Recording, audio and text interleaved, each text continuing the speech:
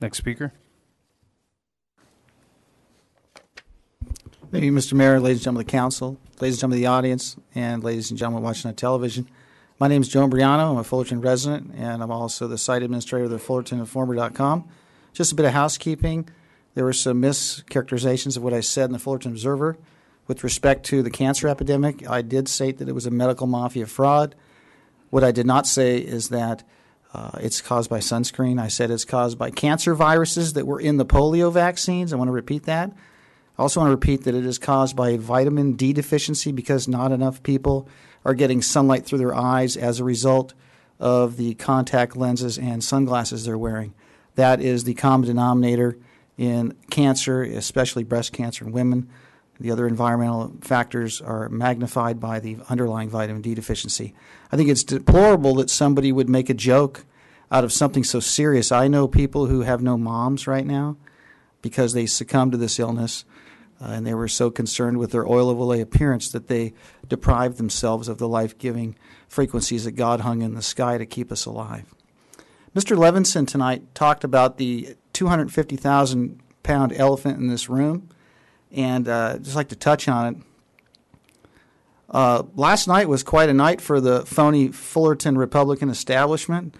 The people that are supporting Ms. Fitzgerald and some of the others like Mr. Nelson endorsed Young Kim for another run in the Assembly after she brought back redevelopment, attacked private property rights with the asset forfeiture seizure party that she wants to take part in, as well as the forced vaccination legislation that is a blatant attack on parental rights and our rights as human beings to be sovereign, free creatures.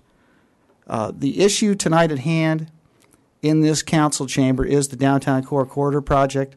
It's a big racket. It's an open-ended racket. It's a power transfer to turn you all into rubber stamps. Development's going to destroy this town. Proper development is what keeps towns going. But we don't need 8-story tilt-ups. We don't need another 20, 30,000 people without road repairs, without the infrastructure repairs. We don't have the water. We don't have the roads.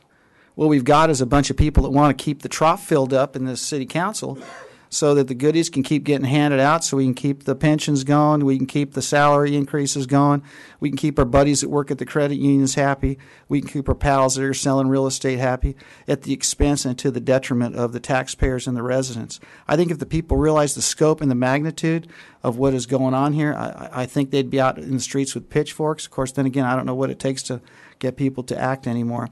I do think that every one of you on this council that has someone on the planning commission that green-lighted this thing ought to remove those appointees immediately for what they just about handed you and about what they've done to potentially turn the city into a disaster that's really just 3 votes away right now. So that DCCSP needs to go. People need to open their eyes. It is the end of Fullerton.